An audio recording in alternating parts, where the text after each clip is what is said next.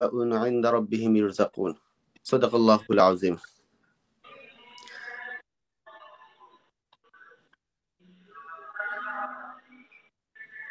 আজাদী আন্দোলনের অকুতোবয় সিপাহসালার ইমামুত তরিকত হযরত সৈয়দ আহমদ শহীদ বেরলভী রহমতুল্লাহি আলাইহির পবিত্র শাহাদাত দিবস উপলক্ষে আজকের এই চেতনায় বালাকুর অনুষ্ঠান। আমাদের আজকের এই অনুষ্ঠান যারা প্রবাসে এবং দেশ থেকে আমাদের অনুষ্ঠানকে দেখতেছেন সবাইকে আমরা আমাদের অনুষ্ঠানের পক্ষ থেকে মুবারকবাদ এবং অভিনন্দন জানাচ্ছি। আমাদের আজকের এই অনুষ্ঠানে সম্মানিত আলোচক হিসাবে উপস্থিত রয়েছেন বাংলাদেশ থেকে গণমানুষের সংগঠন বাংলাদেশ আঞ্জুমানে আল ইসলার মুহতারাম সিনিয়র সভাপতি, বিশিষ্ট ইসলামী চিন্তাবিদ, সুবক্তা, লেখক, গবেষক, বিশিষ্ট মিডিয়া ব্যক্তিত্ব আমাদের পরম শ্রদ্ধেয় মুহতারাম সরওয়ার জাহান সাহেব জনাবকে আজকে আমাদের অনুষ্ঠানের পক্ষ থেকে মুবারকবাদ জানাচ্ছি। আমাদের আজকের অনুষ্ঠানে সম্মানিত অতিথি হিসাবে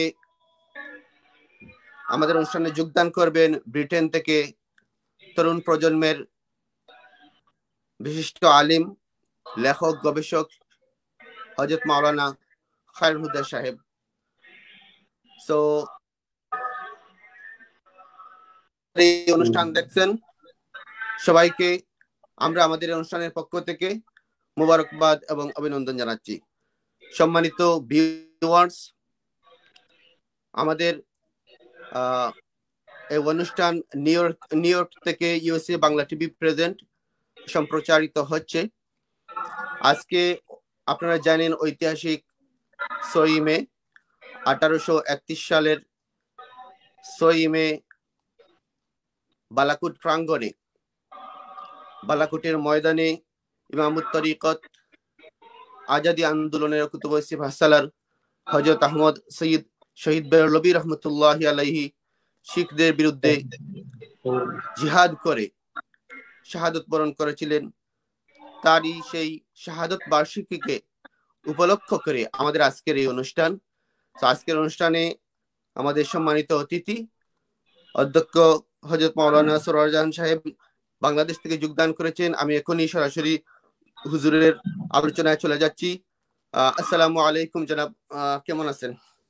জি, ওয়ালাইকুম আসসালাম, আলহামদুলিল্লাহ ভালো আছি। আপনারা ভালো আছেন তো? আমরা জানি যে আমাদের বাংলাদেশের নেটওয়ার্ক অনেকটা প্রবলেম করতেছে, নেটওয়ার্কিং যে সমস্যা। তো যদি সেটার জন্য বিঘ্ন ঘটে থাকে আমরা আমাদের ইউএসএ বাংলা টিভি পক্ষ থেকে আমরা দুঃখ প্রকাশ করছি। হুজুরকে আমরা গত রাত্রে দেখেছি হুজুর একটা প্রোগ্রাম করেছেন এবং প্রতিনিয়ত হুজুর অনেকগুলো প্রোগ্রাম করতেছেন সোশ্যাল মিডিয়ায়।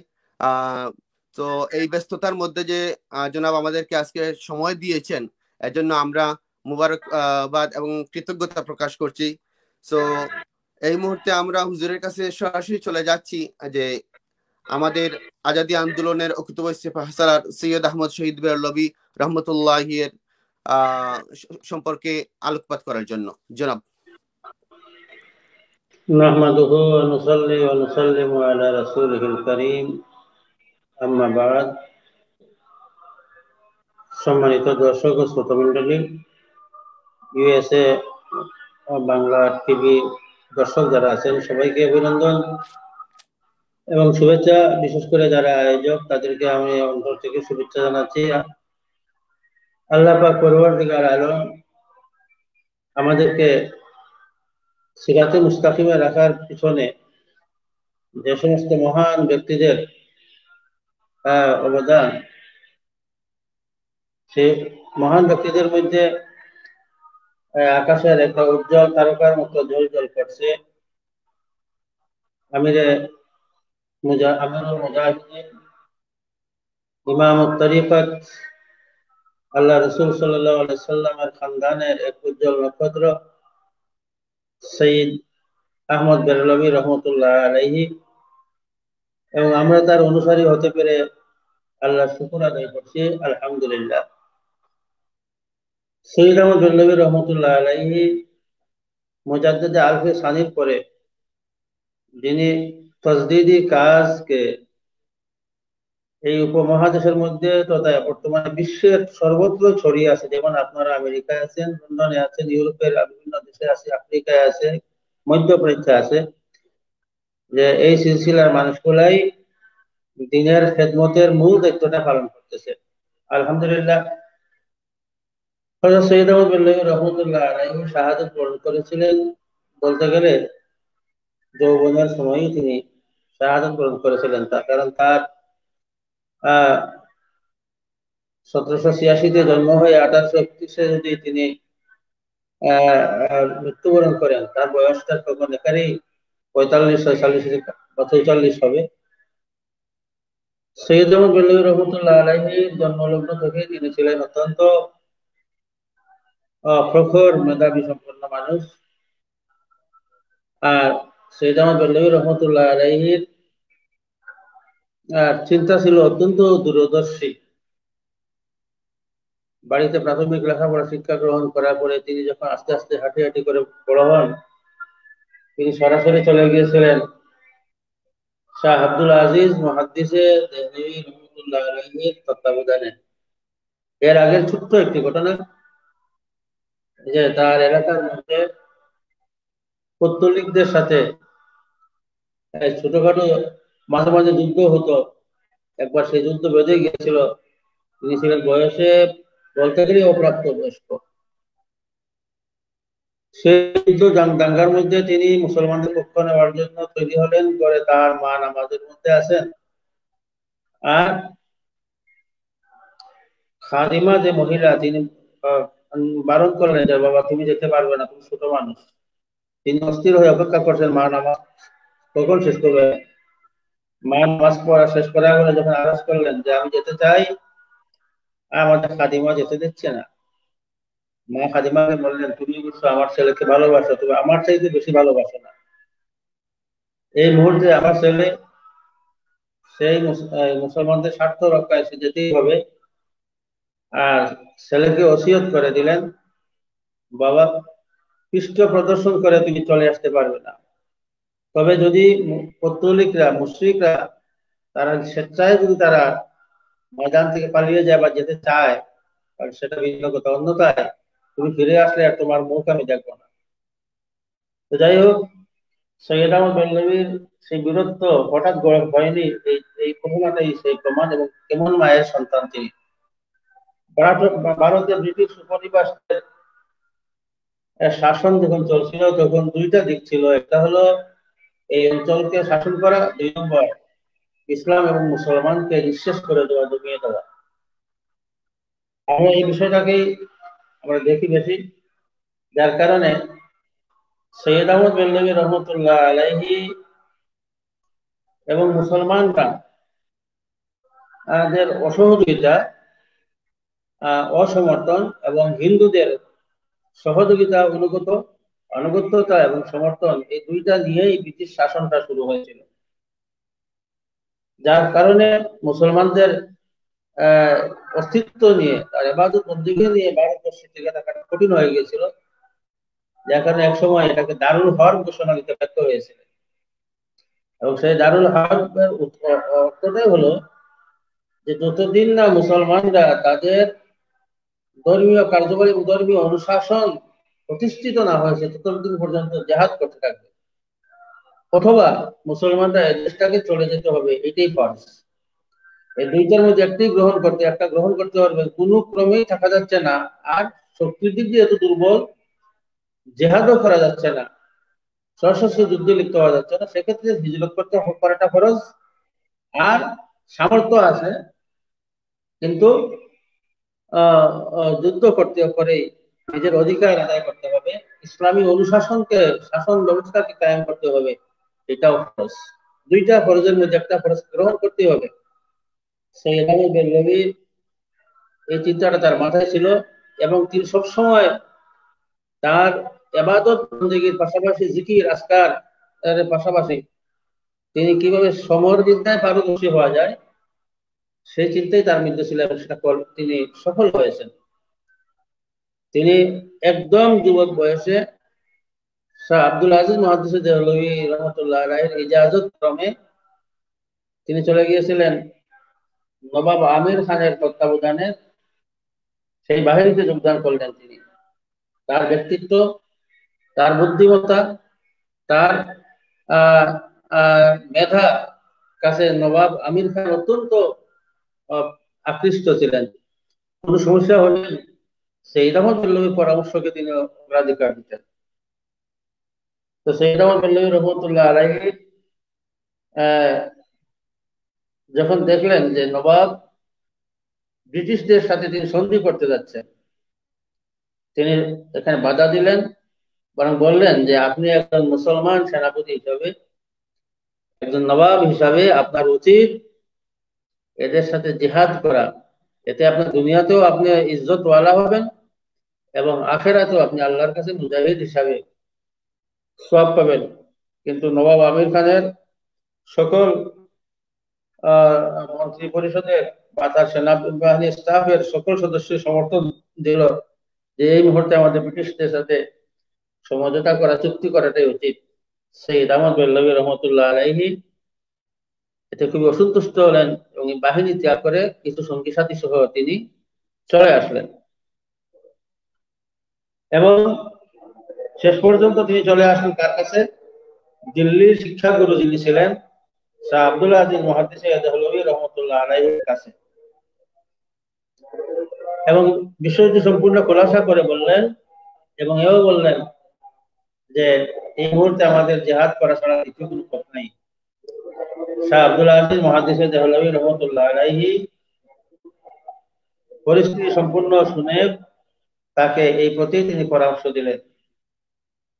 সৈয়দ আহমদ বেল্লভী রহমতুল্লাহ আলাইহি যখন তিনি ময়দানে অবতীর্ণ হওয়ার চিন্তা করছেন, তখন তার যে বিশাল সৈন্যবাহিনীর দরকার, এই বিষয়টি তাকে চিন্তিত করছিল এবং শেষ পর্যন্ত তিনি দেখলেন যে মুসলমানের যে অবস্থা, মুসলমান নামে কলিমায় মুসলমান, কার্যক্রমে সব হিন্দু, হিন্দুদের আচরণ তাদের মধ্যে, হিন্দুদের সংস্কৃতি তাদের মধ্যে। তাই তখন তিনি শুরু করেছিলেন সংস্কার আন্দোলন। প্রথমে যখন মানুষকে, আমার বাহিনীকে, মুসলমানদেরকে উদ্বুদ্ধ করতে হলে এবং এতে কাজে লাগাতে হলে তাদের প্রকৃতপক্ষে মুসলমানিয়তের সাথে, ইসলামের সাথে তাদেরকে পরিচিত করা দরকার, তাদের সংশ্লিষ্ট করা দরকার, তাদের আচরণের মধ্যে পরিবর্তন করা দরকার।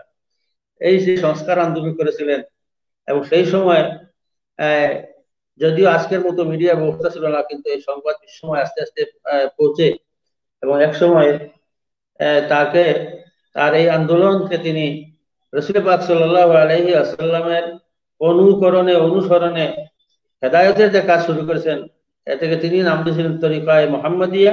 এবং বিশ্বময় এই মকবুল তরিকা চিশতিয়া, কাদেরিয়া, নকশবন্দিয়া, মুজাদ্দিদিয়ার পাশাপাশি তরিকায়ে মুহাম্মাদিয়া, যে তরিকায়ে মুহাম্মাদিয়া শুনলেই শেষ সময় মনে হতো যেন এটা একটা সংস্কারী তরিকত, যেখানে একদিকে যেভাবে ইসলাহি কার্যক্রম চলছে, অন্য সময় তাজকিয়ায়ে নফসের কার্যক্রম এই একইভাবে চলতেছে। আলহামদুলিল্লাহ সেই কুসংস্কার মুক্ত বিশ্বময় প্রশংসিত তরিকায়ে মুহাম্মাদিয়া খুবই কাজে লাগলো।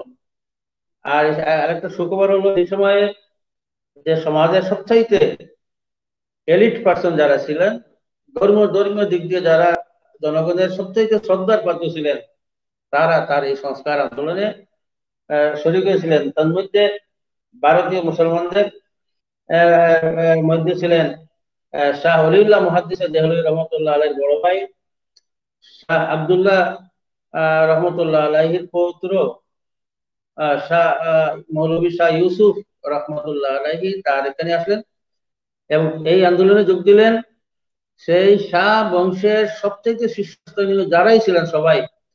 এই জিনিসটা অত্যন্ত পজিটিভলি ছিল, অত্যন্ত ভালো ছিল এবং সারা ভারতে এই সুখবর ছড়িয়ে পড়লো এবং এই নেতৃবর্গ এবং বাংলা, বিহার, উড়িষ্যা থেকে আরো বেশ কিছু সংখ্যক নেতৃস্থানীয় আলেম, পরহেজগার, দিনদার মানুষ, আমানতদার মানুষ, শ্রদ্ধেয় ব্যক্তিত্বরা এই আন্দোলনে শরীক হয়েছিলেন এবং তারা মাঝপথে রণভঙ্গ না দিয়ে তারা সরাসরি বালাকোটের জেহাদ পর্যন্ত তারা অংশগ্রহণ করেছেন এবং অনেকেই শাহাদত বরণ করেছিলেন।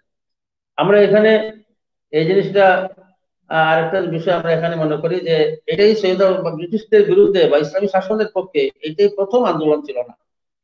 এই আন্দোলনে 1765 সালে হয়েছিল ফকির বিদ্রোহ, 1857 সালে হয়েছিল সিপাহী বিদ্রোহ এবং 1864 সালে হয়েছিল সীমান্ত অভিযান। এই আরো ছোটখাটো বিভিন্ন অঞ্চল ভিত্তিক অনেক অভিযান পরিচালনা হয়েছে, কিন্তু সৈয়দ আহমদ বেল্লভী রহমতুল্লাহ আলাইহি সামগ্রিকভাবে আন্দোলন পরিচালনা করার তার যে স্পৃহা, যে কাজ, সেটা তিনি কাজে লাগালেন। 1822 সালে সৈয়দ সাহেব রহমতুল্লাহ আলাইহি হজের উদ্দেশ্যে দেশ ত্যাগ করলেন। যখন হজের উপরে অনেক বিদেশি ছিল, তিনি জাহাজে পৌঁছেছিলেন। কলকাতা থেকে তার আনুষ্ঠানিক যাত্রাটা শুরু হয়েছিল। সে সময় একটি ঘটনা, কলকাতার ওলামায়ে কেরাম যারা সৈয়দ আহমদ বেল্লভী, আজও যারা অনেকে প্রশ্ন করেন তার একাডেমিক শিক্ষা কতটুকু, অথচ এই যারা প্রশ্ন করেন তারা সবাই জানেন যে যারা মিশকাত শরীফ অন্তত পড়েছে, সেখানে কিতাবুল ইলমের মধ্যে এই বিষয়টা আর ইলমে সুবিধার মধ্যে লেখা আছে ইলম দুই প্রকার, ইলমে কাসাবি ও ইলমে লাদুনি। আল্লাহ যাকে চান তাকে আল্লাহ তাআলা দান করতেই পারেন। কলিকাতার উলামায়ে কেরামের মধ্যে এই একটা সংকীর্ণতা ছিল যে মনে হয় সৈয়দ সাহেব উচ্চমানের শিক্ষিত নয়, তা একজন কম শিক্ষিত মানুষের কাছে হাজার হাজার লক্ষ লক্ষ মানুষ, এবং এটা ওই কলকাতায় তখন থাকাকালীন তিনি বারবার মুসলমানরা তার কাছে বয়াত করেছিল, বয়াত আলাল জিহাদ। তো তারা বিভিন্ন ভাবে সংগঠিত হয়ে সৈয়দ আহমদ বেল্লভীর বৈঠকে বসে প্রশ্ন করতে শুরু করছিল ফিকহের জটিল বিষয়ে, হাদিসের জটিল বিষয়ে এবং কোরআনের জটিল বিষয়ে। আল্লাহ রহমতে তিনি বিজ্ঞতার সাথে, দক্ষতার সাথে সেগুলো উত্তর দিয়েছিলেন। তখন সেখানে রায় হয়েছিল যে ভারত উপমহাদেশে যদি ইলমে তাফসীর, ইলমে তাহদিস, ইলমে ফিকহের উপরে সবচাইতে বেশি জ্ঞানী কোনো ব্যক্তি থাকেন তাতে তিনি হচ্ছেন সৈয়দ ইরফান রহমতুল্লাহ আলাইহির সুযোগ্য সন্তান সৈয়দ আহমদ বেল্লভী রহমতুল্লাহ আলাইহি। তিনি যখন হজে গেলেন, সেখানে বিশিষ্ট ব্যক্তির মধ্যে গ্রান্ড মুফতি, হানাফি মাযহাবের বিখ্যাত মুহাদ্দিস বুজুর্গ শেখ ওমর বিন আব্দুর রাশিদের সাথে মোলাকাত করেন, যিনি এতই পরহেজগার ছিলেন যে তুর্কি সালতানাতের হাদিয়াগুলো তিনি ফেরত দিতেন, লক্ষ লক্ষ হাদিয়া, হাজার হাজার হাদিয়া, রিয়ালের হাদিয়াগুলো দিতেন, কিন্তু সৈয়দ সাহেবের 5 রিয়ালের হাদিয়াটা তিনি গ্রহণ করে বিস্ময় শুরু করেছিলেন। 1824 সনে 1.5 বছর আরবে অবস্থান করে তিনি আবার ফিরে এসে জিহাদের মাঠে অবতীর্ণ হলেন। এর আগে কিন্তু সর্বসাধারণ বুঝতে পারেনি যে তিনি একসময় জিহাদের ডাক দিবেন, জিহাদে নামবেন। কিন্তু এই জিনিসটা সেই ব্রিটিশ কুটচালকারীরা, এরা কিন্তু ঠিকই বুঝতে পারেছিল। তিনি দেশে ফিরে নামার আগেই তারা তার বিরুদ্ধে মিথ্যা প্রচার শুরু করেছিল। এক, যে সৈয়দ সাহেব ইংরেজ শাসকদের অত্যন্ত শুভাকাঙ্ক্ষী এবং সাহায্যকারী, আর তিনি সময়কার জন্য আজকে যেমন বিশ্বময় নিন্দনীয় হিসাবে সময় পরিচিত ছিল, যে ওয়াহাবি আন্দোলন, এবং তারা প্রচার করেছিল যে তিনি ওয়াহাবি আন্দোলনের একজন এই কনস্টিটিউশনের তিনি বড় একজন প্রচারক, এবং মুসলমানদের চরম এবং পরম শত্রু ইহুদিদের পরে যদি কেউ থাকে তাহলে হচ্ছে শিখরা। এই শিখদেরকে তারা উস্কে দিল, আর বিপুল পরিমাণ অর্থের বিনিময়ে সেই আহমদ বেল্লভী রহমতুল্লাহ আলাইহি কিছু কিছু বিশ্বস্ত অনুচরকে ভাগিয়ে নেওয়ার চেষ্টা করলো, কিন্তু ব্যর্থ হলো। সৈয়দ আহমদ বেল্লভী রহমতুল্লাহ আলাইহি 1826 সালে 15 অথবা 17 জানুয়ারি দিল্লি ত্যাগ করেন সীমান্তের উদ্দেশ্যে। প্রায় 3,000 কিলোমিটার মাইল পথ অতিক্রম করে এখানে গেলেন এক সীমান্ত এলাকায়, যে এলাকায় পৌঁছার পরে অত্যন্ত বজ্র কঠিন, ঐক্যবদ্ধ, সুশৃঙ্খল এবং স্বার্থহীন একদল মানুষকে নিয়ে একটি শক্তিশালী বাহিনী গঠন করলেন, এবং সেখানেই প্রায় 20-এর অধিক, কোন কোন বর্ণনা আছে 29টা পর্যন্ত যুদ্ধ শুধু শিখদের সাথে হয়েছে। প্রতিটিতে জয়লাভ করেছেন আলহামদুলিল্লাহ। একটিতে আমরা জানতে পারি যে তিনি জয়লাভ করতে পারেননি, এবং সেখানে শেষ পর্যন্ত ব্রিটিশ, শিখ এবং হিন্দুরা, আমি আগেই বলেছি হিন্দুদের তারা মনে করেছিল ব্রিটিশরা এদেশে এসেছে এক সৃষ্টিকর্তার এক মহান অবতার হয়ে, আশীর্বাদ হয়ে এসেছে। এই জন্য হিন্দুরা প্রথম থেকেই এই ব্রিটিশের সাথে ছিল, এরপর শিখরা ছিল, ব্রিটিশ শিখ হিন্দু সব এক, এবং মুসলমানরা ছিল তার থেকে আলাদা। এবং কোন কোন এলাকায় তিনি সেখানে শরিয়া আইনও চালু করেছিলেন। এক পর্যায়ে কাশ্মীর এবং কাগালের কিছু পরহেজগার মুসলমানরা শিখদের যন্ত্রণায় অতিষ্ঠ হয়ে, কারণ শিখরা আজান বন্ধ করে দিয়েছিল, গরুর গোশত, গরু জবাই করাকে তারা নিষিদ্ধ ঘোষণা দিয়েছিল, এবং আরো এর ভিতরে আরো যত নির্যাতন মুসলমান চলতে পারে। আজকেও যার চিত্র আমরা দেখি সমগ্র পত্রলেখার ইয়ার মধ্যে, তারা সৈয়দ বেল্লভী রহমতুল্লাহ আলাইহিকে চিঠি দিয়ে প্রেরণ করেছিল যে আমাদের এলাকায় আসুন, আমরা জেহাদ করব শিখদের সাথে। সৈয়দ বেল্লভী সাড়া দিয়েছিলেন, কিন্তু মসৃণ সোজা পথে যাওয়াটা কঠিন হওয়ায় অত্যন্ত কঠিন পথে, পাহাড়ি পথে রওনা দিলেন। এক পর্যায়ে এবং তার এই রওনা দেওয়াটা শিখরা অত্যন্ত পর্যবেক্ষণ করছিল যে কিভাবে সৈয়দ বেল্লভীকে সুযোগ মতো তাকে ঘায়েল করা যায়। সৈয়দ বেল্লভী যখন বালাকুটে গিয়ে পৌঁছিলেন, তখন দেখা গেল যে হাজার হাজার না লক্ষাধিক শিখ সৈন্য, সম্ভবত মনি সিং এর নেতৃত্বে, শের সিং মনি সিং এর নেতৃত্বে গেছিল। অর্থাৎ তুলনা ছিল, সংখ্যায় ছিল একজন মুজাহিদ সমান সমান 100 জন শিখ সৈন্য। দুর্ভাগ্যবশত সেখানে সেই যুদ্ধই সংগঠিত হলো, এবং প্রথম দফা সির সাহেবের নেতৃত্বে তুমুল আক্রমণে মানে শত শত শিখ সৈন্য নিহত হয়েছিল। কিন্তু শেষ পর্যন্ত তাদের সংখ্যাধিক্যর কারণে আল্লাহর মর্জি, যেভাবে ওহুদের জমিনে যেভাবে হয়, যে আমি ছোট বয়সে শুনছিলাম যে আমার বাংলাদেশের অত্যন্ত বিজ্ঞ একজন ইতিহাসবিদ, একজন মুক্তি, যে সেই যুদ্ধের ময়দান থেকে ব্যক্তি আকাশে উড়াল দিয়েছিল। আমি এর সঠিক মানে তথ্য আমার কাছে নাই, তো তিনি রেফারেন্স দিয়েছিলেন ভারতের ইম্পেরিয়াল লাইব্রেরিতে এই ঘটনাটা সংরক্ষিত অবস্থায় আছে। এর মধ্যে একজন ছিলেন নূর মোহাম্মদ নিজামপুরী রহমতুল্লাহ আলাইহি। তো যাই হোক, তিনি চট্টগ্রামে আসেন আর একজন তিব্বতে চলে যান। এই কথাটা আমার এখন খুব ভালো স্মরণ আছে। তার খলিফাদের মধ্যে কারামত আলী জৌনপুরী, নূর মোহাম্মদ নিজামপুরী অনুসারীরাই প্রকৃতপক্ষে সৈয়দ আহমদ বেল্লভীর আদর্শ, তার চেতনাকে ধরে রেখেছিলেন। আমরা কিন্তু, আমি অন্যভাবে বলেছিলাম যে আমাদের এটা আফসোসের নয়, বরং এটা আমাদের গৌরবের, যে আমাদের রক্তের সম্পর্ক উহুদ থেকে কারবালা, কারবালা থেকে বালাকোট, বালাকোট থেকে শহীদপুর। কাজে আমাদের এই সিলসিলা রক্তের ধারাবাহিকতা, জিহাদের ধারাবাহিকতা আমাদের আছে। আজও আমরা যখন বালাকোটের চেতনা লুপ্ত হতে দিব না, বালাকোটের হাতিয়ার গর্জে উঠুক আরেকবার, আমাদের শরীরের প্রতিটি রক্তকণা তখন কম্পিত হয়ে ওঠে, যে আমাদের সেই চেতনা এখনো আমাদের মধ্যে আছে। তো সে 1831 খ্রিস্টাব্দের 6 মে দুপুরের দিকে সৈয়দ বেল্লভী হঠাৎ গুলিবিদ্ধ হন, এবং তিনি আহত অবস্থায়, মারাত্মক অবস্থায় মাটিকুটের একটা নদী, ছোট নদীর কিনারায় তিনি লুটিয়ে পড়েন। সেখানে তিনি শাহাদত বরণ করেন। ইন্না লিল্লাহি ওয়া ইন্না ইলাইহি রাজিউন। আল্লাহ পাক পরওয়ারদিগার আলম এই সুমহান আদর্শের অধিকারী আল্লাহ রসুলের খানদান, 37তম খানদান, 37, তিনি যে হযরত হাসান রাদিয়াল্লাহু তাআলা আনহুর রক্তের সাথে সরাসরি সম্পর্কিত এক আহলে বয়তের সম্মানে আজকের যে দিনের যে আলোচনা সভাগুলো চলছে বা স্মরণ করা হচ্ছে, সেই চেতনাকে ফিরিয়ে আনার চেষ্টা করা হচ্ছে। এদেরকে আমরা অত্যন্ত পজিটিভলি নেই, যে আমরা স্মরণ করতে পারতেছি। তো এখানে একটা অবাঞ্ছিত একটা প্রশ্নের উত্তর, যে যেটা দেওয়া হয়েছিল যে মোহাম্মদ বিন আব্দুল ওয়াহাব মসজিদের সাথে তিনি দীক্ষা গ্রহণ করে তরিকে মোহাম্মদের নামে চালিয়ে দিয়েছিলেন। এখানে সবার অবগতির জন্য বলছি যে মোহাম্মদ বিন আব্দুল ওয়াহাব নজদি 1787 সালে মারা যায়। মোহাম্মদ ইবনে আব্দুল্লাহ 1787 সালে জন্ম মারা যায়, আর তিনি 1786 সালে জন্মগ্রহণই করেন। আবার তিনি হজে গেলেন 1822 সনে, আর ফিরে আসলেন 1824 সনে।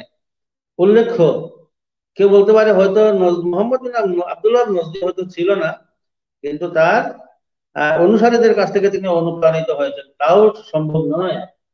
কারণ নির্ভরযোগ্য কোন ইতিহাসের বইয়ের মধ্যে লেখা নাই। আমরা যদি ইয়েতে ঢুকি, অনলাইনে ঢুকি, উইকিপিডিয়া গুলো দেখি, পড়ি, তো সেখানেও লেখা আছে তারা ষড়যন্ত্রমূলক ভাবে এই অভিযোগটা দিয়েছিল যে 1812 সন থেকে 1925 সন পর্যন্ত, অর্থাৎ 113 বৎসরের ভিতরে এই নজদি বাহিনীরা, নজদি সমর্থকরা মক্কা এবং মদিনাতে ছিল একটি পরাজিত, বিধ্বস্ত ও পলাতক সম্প্রদায়।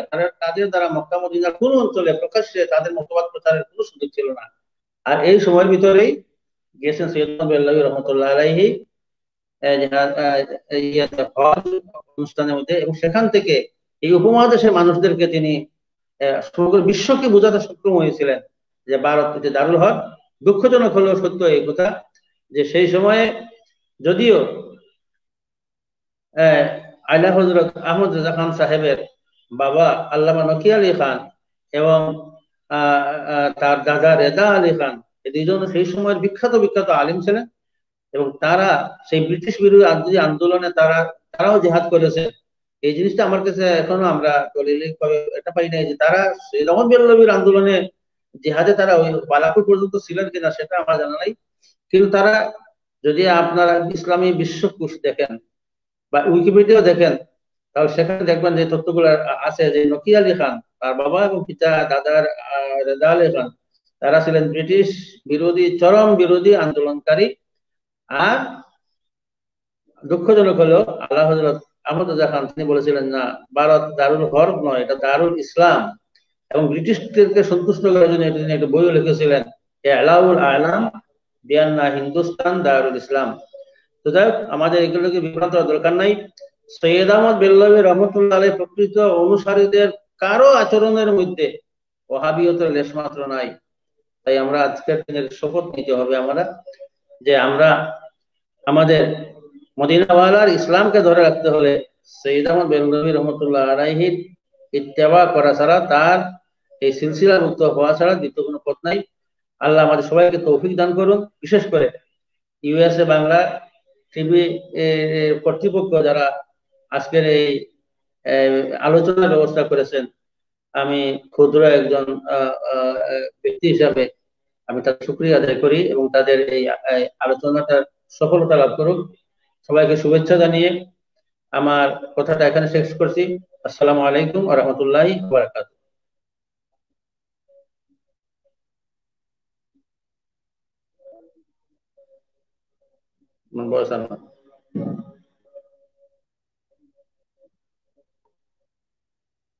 বয়স আসতেছে না,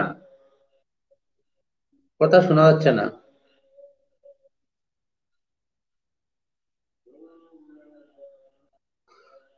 আপনার কথা শোনা যাচ্ছে না।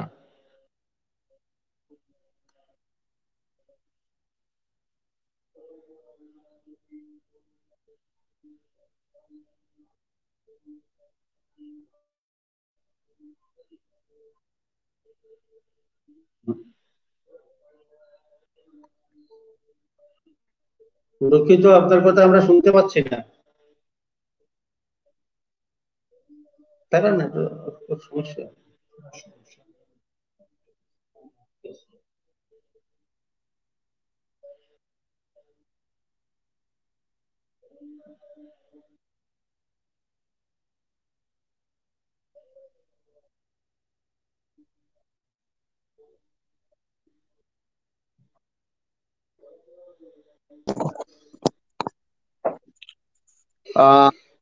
আমরা দুঃখিত, আমাদের নেটওয়ার্কে একটু সমস্যা, যার জন্য এখন শোনা যাচ্ছে, এখন শোনা যাচ্ছে। ধন্যবাদ। আমাদের নেটওয়ার্ক প্রবলেমের কারণে আমরা দুঃখ প্রকাশ করছি। সো আমরা হুজুরের কাছ থেকে অনেক গুরুত্বপূর্ণ বিষয় জানতে পারলাম, বিশেষ করে ইমাম সৈয়দ আহমদ শহীদ বেরলভী রহমতুল্লাহ আলাইহির জীবনের প্রত্যেকটা অধ্যায়, তার বাল্যকাল, শিক্ষা দীক্ষা, জিহাদি আন্দোলন, ওয়াহাবি আন্দোলন, এবং তিনি যে প্রায় 29টার মতো আন্দোলন করেছিলেন, যুদ্ধ করেছিলেন, বিশেষ করে ব্রিটিশদের বিরুদ্ধে আন্দোলন সহ অসংখ্য তথ্য উপাত্ত আজকে হুজুরের বক্তব্যের মাধ্যমে আমরা আজকে আমরা জানতে পারলাম। এজন্য আমাদের ইউএসএ বাংলা টিভির পক্ষ থেকে হুজুরকে আন্তরিক মোবারকবাদ এবং কৃতজ্ঞতা জানাই। আমরা জানি এখন বাংলাদেশে সেহরির টাইম। হুজুর কষ্ট করে এই সেহরির সময়ে যে আমাদেরকে সময় দিয়েছেন, এজন্য আমরা ইউএসএ বাংলা টিভির পক্ষ থেকে আপনাকে মোবারকবাদ এবং কৃতজ্ঞতা জানাচ্ছি। এই মুহূর্তে আমরা দেখতে পাচ্ছি আমাদের সাথে ব্রিটেন থেকে যুক্ত হয়েছেন তরুণ প্রজন্মের আইকন, বিশিষ্ট লেখক গবেষক শাহজালাল মসজিদ ম্যানচেস্টারের সম্মানিত ইমাম ও খতিব শ্রদ্ধেয় মাওলানা খায়রুল হুদা খান সাহেব। তাকে আমরা মোবারকবাদ জানাচ্ছি। হুজুরের কাছে আমার অনেকগুলো প্রশ্ন ছিল এবং আমার ইনবক্সে অনেকেই প্রশ্ন রেখেছেন, বাট যে প্রশ্নগুলো এসেছে ইতিমধ্যে মুহতারাম সরওয়ার জাহান সাহেব অলরেডি এই প্রশ্নের আনসার গুলো দিয়ে দিয়েছেন তার বক্তব্যের মাধ্যমে। তো যার জন্য আমি হুজুরের আহ, আর সময় নষ্ট করতে চাই না, যেহেতু সেহরির টাইম। হুজুর যদি ব্যস্ত মনে করেন তাহলে হুজুরের কাছে আমরা বিদায় নিতে পারি। ধন্যবাদ, খুশি হলাম। শুক্রিয়া। সবাইকে ধন্যবাদ। আসসালামু আলাইকুম। আর বিশেষ করে মৌলানা খায়রুল হুদা খান সাহেবকে আমার পক্ষ থেকে বিশেষ বিশেষ অভিনন্দন। ওনারা তরুণ যুবক মানুষ, আরো ভালো বলতে পারবেন এবং তথ্যভিত্তিক কথা বলতে পারবেন। আমি সেহরি খেয়ে খেয়ে সেগুলো শুনবো অথবা পরে শুনবো ইনশাল্লাহ। আজকে আলোচনার সফলতা কামনা করি মৌলানা খায়রুল হুদা সাহেবকে আমরা অভিনন্দন জানাচ্ছি। আসসালামু আলাইকুম ওয়া রাহমাতুল্লাহ। ওয়ালাইকুম আসসালাম ওয়া রাহমাতুল্লাহ। আসসালামু আলাইকুম। আসসালামু আলাইকুম মুহতারাম, আপনাকে পেয়ে আমরা আনন্দিত। আমরা রহমতুল্লাহি ওয়া বারাকাতুহু। আমরা আমরা এতক্ষণ আপনি নিশ্চয় দেখেছেন, আমরা অত্যন্ত সারগর্ভ আলোচনা শুনছিলাম।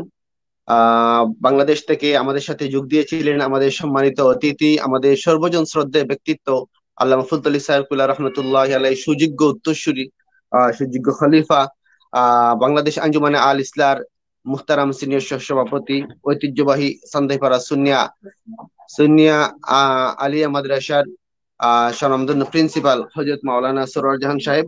তো বাংলাদেশে আপনারা জানেন এই মুহূর্তে আপনি ব্রিটেনে আছেন, আমরা ইউএসএ তে আছি। বাংলাদেশে এই মুহূর্তে সেহরির টাইম। হুজুরের সেহরি খেতে হবে, তাহাজ্জুদ গুজার হুজুর তাহাজ্জুদ পড়বেন, ইবাদত বন্দি করবেন, যার জন্য আমরা হুজুরকে আর কষ্ট দিতে চাইনি। হুজুর অলরেডি আমাদের অনুষ্ঠানের পূর্বে বলেছিলেন, যার জন্য আমরা হুজুরকে এখানে বিদায় দিয়ে হুজুরের কাছ থেকে আমরা বিদায় নিয়েছি। হুজুরের যে সমস্ত আলোচনা করেছেন অত্যন্ত তথ্যবহুল আলোচনা, এগুলো অবশ্যই যারা শুনছেন সবাই লাভবান হবেন। তো আমরা এই মুহূর্তে আপনার কাছে সরাসরি আসছি। আপনি ইতিমধ্যেই জেনেছেন যে আজকের ঐতিহাসিক 6 মে বালাকুটি দিবস, ইমাম সৈয়দ আহমদ শহীদ বেরলভী রহমতুল্লাহ শাহাদত বার্ষিকী। তো তরুণ প্রজন্মের আহ আপনি তরুণ প্রজন্মের একজন বক্তা হিসেবে তরুণদের প্রতি এবং ইমাম সৈয়দ আহমদ শহীদ বেরলভী রহমতুল্লাহি হুজুরের যে বক্তব্য দিয়েছেন তার সামগ্রিক বিষয়ের উপরে আপনার দৃষ্টি আকর্ষণ করছে। السلام عليكم ورحمة الله وبركاته. الحمد لله والصلاة والسلام على رسول الله. أما بعد فأعوذ بالله من الشيطان الرجيم. بسم الله الرحمن الرحيم. ألا إن أولياء الله لا خوف عليهم ولا هم يحزنون. صدق الله العظيم. وقال رسول الله صلى الله عليه وسلم قال الله سبحانه وتعالى من عاد لي وليا فقد آذنته بالحرب. صدق الله العظيم وصدق رسوله النبي الحبيب الكريم ونحن على ذلك من الشاهدين والشاكرين. الحمد لله.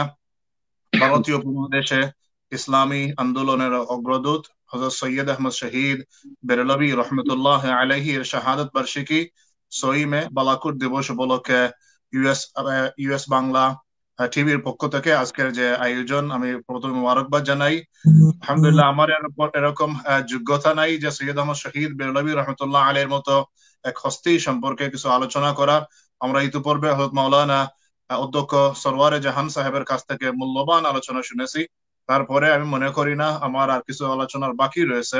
তারপরও আমাকে হাফিজ জুবায়ের আহমদ রাজু ভাই আন্তরিকতার খাতিরে আমাকে অনুরোধ করেছেন দুই একটা কথা বলার জন্য। আমি চেষ্টা করবো ইনশাল্লাহ দুই একটা কথা বলার জন্য। প্রথমত, আমরা যে সৈয়দ আহমদ শহীদ বেরলভী রহমতুল্লাহ আলাইহি সম্পর্কে আলোচনা করছি, তার প্রয়োজনীয়তাটা কি, তার প্রয়োজনীয়তাটা কি? তার প্রয়োজনীয়তাটা আসে হাদিস শরীফ থেকে। রাসূলুল্লাহ সাল্লাল্লাহু আলাইহি ওয়াসাল্লাম ইরশাদ করতেছেন, মাল্লাম ইয়াশকুরিন নাস লাম ইয়াশকুরিল্লাহ, যে মানুষের শুকরিয়া আদায় করে না সে আল্লাহর শুকরিয়া আদায় করে না। যেটা আমরা সৈয়দ আহমদ শহীদ বেরলভী রহমতুল্লাহ আলাইহির অবদান যদি অস্বীকার করি, বিশেষ করে ভারতীয় উপমহাদেশে লক্ষ লক্ষ কোটি কোটি মুসলমান আজ যারা সঠিক পথের উপরে আছেন, যারা হক পন্থার উপরে আছেন, যারা আল্লাহ রাসূলের সঠিক আকীদা বিশ্বাসকে আমরা জানতে পেরেছি, যারা আমরা আজকে হক আহলে সুন্নাত ওয়াল জামাতের পথ এবং মত আমরা পেয়েছি, সেই শিক্ষা আমরা যারা লাভ করেছি, যার উসিলায় তিনি হচ্ছেন সৈয়দ আহমদ শহীদ বেরলভী রহমতুল্লাহ আলাইহি। আমরা যদি বাংলাদেশের হক্কানি দরবার যেগুলো আছে, হক্কানি পীর মাশায়েখগণ যারা আছেন, যাদের কোটি কোটি অনুসারী বাংলাদেশের মধ্যে, কেবল বাংলাদেশ নয়, ভারত, আসাম, বিহার, উড়িষ্যা, বিভিন্ন জায়গায় যে আউলিয়া কেরামের অনুসারীগণ আছেন, বর্তমান সময়ের হকপন্থী সুন্নি উলামায়ে কেরাম থেকে নিয়ে সাধারণ মানুষ পর্যন্ত যারা আছেন, তারা কোনো না কোনো ভাবে সৈয়দ আহমদ শহীদ বেরলভী রহমতুল্লাহ আলাইহির সাথে সংশ্লিষ্ট, তার খিদমতের, তার আন্দোলনের, তার রেখে যাওয়া আউলিয়া কেরামের, তার রেখে যাওয়া খলিফাগণের মাধ্যমে আজ আমাদের কাছে এই হক সিলসিলা এসেছে। সুতরাং আমরা যদি আর কিছু নাও পারি, আজকের দিনে অন্ততপক্ষে সৈয়দ আহমদ শহীদ বেরলভী রহমতুল্লাহ আলাইহিকে স্মরণ করা, তার জীবনী আলোচনা করা এবং তার শুকরিয়া আদায় করা আমাদের ইমানি দায়িত্ব, যেটা রাসূলুল্লাহ সাল্লাল্লাহু আলাইহি ওয়াসাল্লাম হাদিস থেকে, যদি এরকম ব্যক্তিত্বের শুকরিয়া আদায় আমরা না করি, তাহলে আল্লাহ রাব্বুল আলামিনের শুকরিয়া আদায় হবে না। সুতরাং সেই দৃষ্টিকোণ থেকে আমাদের আজকের যে আয়োজন ছোট্ট পরিসরে হলো, আমরা দেখেছি বাংলাদেশে ইতিমধ্যে বালাকুট উজ্জীবন পরিষদের মাধ্যমে ন্যাশনালি ঢাকার মধ্যে বিশাল বিশাল প্রোগ্রাম হয়েছে প্রত্যেক বছর। এবছর লকডাউনের কারণে সেই প্রোগ্রাম থেকে আমরা বঞ্চিত হয়েছি, কিন্তু আমরা আশা করব তাদের মাধ্যমে আমরা যে খবরগুলো পাই, যে নিউজ গুলো পাই, যে আর্টিকেল গুলো পাই, যে প্রবন্ধ গুলোর মাধ্যমে সৈয়দ আহমদ শহীদ বেরলভী রহমতুল্লাহ আলাইহি এর ইতিহাস, ঐতিহ্যকে, তার ইতিহাসকে আমাদের সামনে তুলে ধরতেছেন, সেটা কন্টিনিউ থাকবে এবং এর মাধ্যমে আমাদের সেই শুকরিয়া আদায়ের একটা মাধ্যম হবে ইনশাআল্লাহ। দ্বিতীয়ত, আমরা সৈয়দ আহমদ শহীদ বেরলভী রহমতুল্লাহ আলাইহি সম্পর্কে বিশেষভাবে একটি আলোচনার প্রয়োজনীয়তা বর্তমান সময়ে একটু বেশি হয়ে গেছে। প্রয়োজনীয়তাটা একটু বেশি হয়েছে এই কারণে যে সৈয়দ আহমদ শহীদ বেরলভী রহমতুল্লাহ আহলে বাইতের একজন পবিত্র সন্তান। আল্লাহ রাসূল সাল্লাল্লাহু আলাইহি ওয়াসাল্লামের বংশের 35তম বংশধর হচ্ছেন সৈয়দ আহমদ শহীদ বেরলভী রহমতুল্লাহ আলাইহি। হাসানি সৈয়দ হযরত হাসান রাদিয়াল্লাহু আনহুর বংশ থেকে তার জন্ম হয়েছে। 35তম বংশধর আল্লাহ রাসূল সাল্লাল্লাহু আলাইহি ওয়াসাল্লামের সেই আহলে বাইতের একজন শহীদ সাহেবকে, যিনি আমরা ইতিপূর্বে তার ইতিহাস জেনে গেছি, তার জীবনের যে কার্যাবলী আমরা দেখেছি হযরত মাওলানা সরওয়ারে জাহান সাহেবের বক্তব্য থেকে, তিনি যেটি করেছেন সেটি হচ্ছে তৎকালীন উলামায়ে কেরাম, বিশেষ করে সৌদি আরবের উলামায়ে কেরাম থেকে নিয়ে, হানাফি মাযহাব থেকে নিয়ে বিভিন্ন মাযহাবের উলামায়ে কেরামদের সাথে পরামর্শ করেই তিনি একথার উপর উপনীত হয়েছেন, তার পীর মুর্শিদের দেওয়া ফতোয়া অনুযায়ী, যে ভারত তখন দারুল হারব তথা এমন একটি দেশ যেখানে কাফিরদের বিরুদ্ধে, সেই তৎকালীন অমুসলিম ইংরেজ বেনিয়াদের বিরুদ্ধে জিহাদ করা ফরজ ছিল। সেই ফতোয়ার উপর ভিত্তি করে, যেহেতু এটি ফরজ, জিহাদ করাটা ফরজ তৎকালীন সময়ে, এই ফতোয়ার উপর ভিত্তি করেই তিনি একটি ফরজ আমল আদায় করার জন্য আল্লাহর পথে, আল্লাহর রাস্তায় নেমে এসেছিলেন। যেইখানে দেখা গেছে তৎকালীন সময়েও এক ধরনের দালাল ছিল, যারা ইংরেজদের দালালি করত, যারা ক্ষমতার লোভে, যারা অর্থ বৈতবের লোভে আলেমদের মধ্য থেকে, সেরকম মানুষ ছিল, মুসলমানদের মধ্য থেকে, পাঠানদের মধ্য থেকে, তৎকালীন জমিদারদের মধ্য থেকে, যারা ইংরেজের দালালি করতো, যারা ইংরেজের তাবেদারি করতো, তারা সৈয়দ আহমদ শহীদ বেরলভী রহমতুল্লাহ আলাইহি এর জিহাদি আন্দোলনকে তারা মেনে নিতে পারে নাই। যে কারণে দেখা গেছে ইতিহাস রচনার ক্ষেত্রে সৈয়দ আহমদ শহীদ বেরলভী রহমতুল্লাহ আলাইহির বিরুদ্ধে কলম ধরেছে সেই সমস্ত মানুষ যারা ইংরেজের মদতপুষ্ট ছিল, যারা সেই কাফের বেদিনদের, শিখদের মদতপুষ্ট ছিল। তাদের কারণে সৈয়দ আহমদ শহীদ বেরলভী রহমতুল্লাহ আলাইহির অবস্থানকে আজ আমাদের কাছে ধূম্র জালে আমাদের কাছে উপস্থাপন করা হচ্ছে। সেই হিসেবে আমাদের সম্পর্কে আলোচনা করা দরকার। সৈয়দ আহমদ শহীদ বেরলভী রহমতুল্লাহ সম্পর্কে সাধারণত আমাদের দেশের উলামায়ে কেরাম এবং ভারতীয় উপমহাদেশের কিছু উলামায়ে কেরাম যে বিরূপ মন্তব্য বা তোহমত যে অভিযোগ তারা তুলে ধরেন সেটি হচ্ছে যে তিনি হজ্জে গিয়েছিলেন আর ওইখানে নাকি আব্দুল ওয়াহাব নজদির সাথে তার সাক্ষাৎ হয়েছে, সেখান থেকে তিনি ওয়াহাবিয়তের দীক্ষা নিয়ে এসেছেন এবং এখানে তিনি এসে ওয়াহাবিয়ত প্রতিষ্ঠা করেছেন। এর বেশি জবাব দেওয়ার জন্য লম্বা কোনো আলোচনার প্রয়োজন নেই, একটি জবাবে যথেষ্ট। একজন মানুষকে পরিচয় করা যায় তার রেখে যাওয়া স্মৃতি থেকে, তার রেখে যাওয়া লেগাসি বা তিনি যেটা পেছনে রেখে যান সেটা থেকে। হযরত সৈয়দ আহমদ শহীদ বেরলভী রহমতুল্লাহ আলাইহি যদি ওয়াহাবিয়তের দীক্ষা নিয়ে আসতেন তাহলে তার খলিফাগণ যারা ছিলেন কারামত আলী জৌনপুরি রহমতুল্লাহ আলাইহি, সুফি নিজামপুরি রহমতুল্লাহ আলাইহি সহ যেই সমস্ত ওলামায়ে কেরাম, সুফিয়ায়ে কেরাম আজ ভারতবর্ষে বিশেষ করে বাংলাদেশের মধ্যে সুন্নিয়তের প্রতিষ্ঠা করতেছেন, তারা কিন্তু কেউ ওয়াহাবি না। এখান থেকেই বোঝা যায় সৈয়দ আহমদ শহীদ বেরলভী রহমতুল্লাহ যদি ওয়াহাবিয়তের দীক্ষা দিতেন তাহলে তার অনুসারীরা, তার খলিফারা পরবর্তী প্রজন্মরা সেই ওয়াহাবিয়তে দীক্ষা দিতেন। দেখা গেছে যে ইংরেজরা দেখেছে এই ক্ষেত্রে সৈয়দ আহমদ শহীদ বেরলভী রহমতুল্লাহ আলাইহির বিরুদ্ধে অন্য কোনো অভিযোগ তুলে তাকে সমালোচিত করা যাবে না। একটি অভিযোগ আমাদের ভারতীয় উপমহাদেশ যেটা সুন্নিয়ত এবং ওয়াহাবিয়ত নিয়ে শক্ত অবস্থান ছিল, এই একটি অভিযোগই তার বিরুদ্ধে যথেষ্ট হবে। সেটি হবে যদি সুন্নিদের মুখে তিনি ওয়াহাবি ছিলেন এই পরিচয়টা তুলে ধরা যায়, তাকে সমালোচিত করা যাবে, তার ঐতিহাসিক যে অবদান সেটাকে অস্বীকার করা সম্ভব হবে। যেই কারণে আমরা দেখি এই মজলুম সঈদ, এই মজলুম আহলে বাইতকে যুগে যুগে তাকে বিভিন্ন অপবাদ দিয়ে তাকে জর্জরিত করা হয়েছে। সৈয়দ আহমদ শহীদ বেরলভী রহমতুল্লাহ আলাইহি এর জীবনের বিভিন্ন দিক আমরা ইতিমধ্যে দেখেছি, আমি তার জীবনী আলোচনায় যাব না। যেটা আমি বলতে চাই সেটা হচ্ছে যে আমাদের এই সৈয়দ আহমদ শহীদ বেরলভী রহমতুল্লাহ আলাইহির জীবনী থেকে শিক্ষা নিতে হবে। আরেকটি লেসন আমাদের এখান থেকে ওয়াহাবিয়ত থেকে যেটা অপবাদ তাকে দেওয়া হয়েছে বা আজ কোটি টাকার চ্যালেঞ্জ পর্যন্ত বাংলাদেশে দেওয়া হচ্ছে যে তিনি ওয়াহাবিয়ত নিয়ে এসেছেন কিনা সেটা নিয়ে একটা জিনিস যথেষ্ট।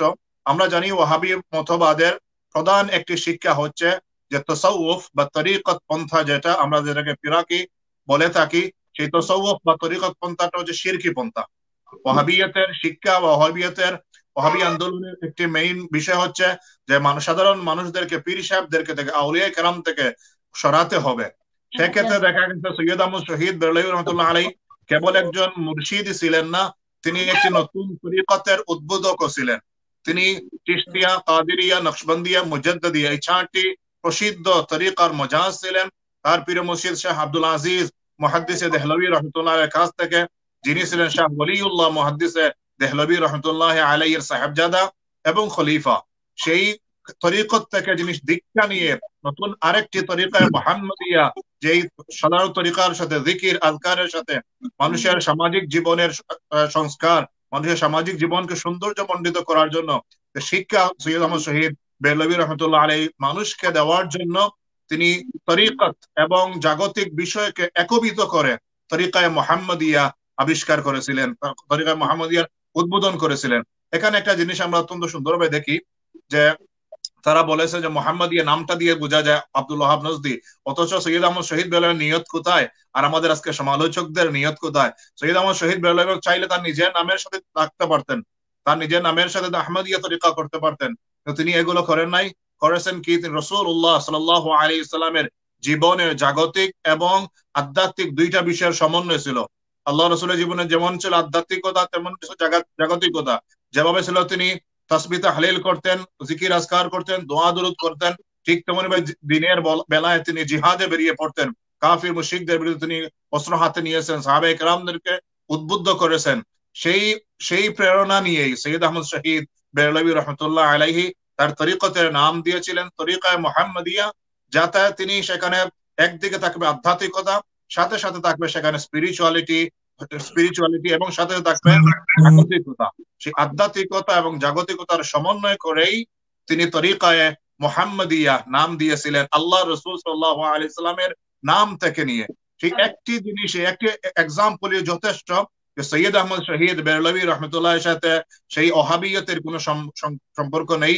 যে জায়গায় ওয়াহাবিয়তরা এসেছে বা ওয়াহাবি প্রমোট করেছে তরিকতকে বন্ধ করে দেওয়ার জন্য, ভেঙে দেওয়ার জন্য, আজ পর্যন্ত আমরা দেখি ওয়াহাবিদের একটি আকীদাই হচ্ছে পিরাকি বা এরকম পীর মুরিদি, সেটা শিরকি আকীদা। অথচ আমরা দেখি সুন্নিয়ত, তো সৈয়দ আহমদ শহীদ বেরলভী রহমতুল্লাহ আলাইহি, যিনি নিজে মুরিদ হয়েছেন, যিনি খলিফা করেছেন, হাজার হাজার খলিফা রেখে গেছেন, হাজার হাজার আলিম উলামা রেখে গেছেন, তার খলিফাদের মধ্য থেকে যারা ভারত উপমহাদেশে কেবল মুসলমানদেরকে তারা সংস্কার করেন নাই, হাজার হাজার লক্ষ লক্ষ নন মুসলিমকে, হিন্দুদেরকে তারা মুসলমান ধর্মে দীক্ষিত করেছেন। তাদের হাতে কোটি কোটি মুসলমান ধর্মান্তরিত হয়েছে। সেই কারামত আলী জৌনপুরি রহমতুল্লাহ আলী, হাফিজ আহমদ জৌনপুরি রহমতুল্লাহ আলী সহ তাদের উত্তরসূরিদের মাধ্যমে। সুতরাং এই এই একটি অপবাদ যেটা নির্দ্বিধায়, তার কোনো ভিত্তি নেই, এটা সম্পূর্ণ উদ্দেশ্য প্রণোদিত এবং ইংরেজ বেনিয়াদের মদতপুষ্ট ঐতিহাসিকদের মাধ্যমেই লিখিত ইতিহাস থেকে কেবল এটি পাওয়া যাবে। আরেকটি ঘটনা আমরা দেখি, যখন আব্দুল ওহাব নজদি সৌদি আরবে বিস্তার লাভ করলো, তখন প্রথমত সে যে কাজটি করেছিল জরুরি ভিত্তিতে, সেটা হচ্ছে যত নবী রাসূলদের মাজার ছিল, সাহাবায়ে কেরামদের মাজার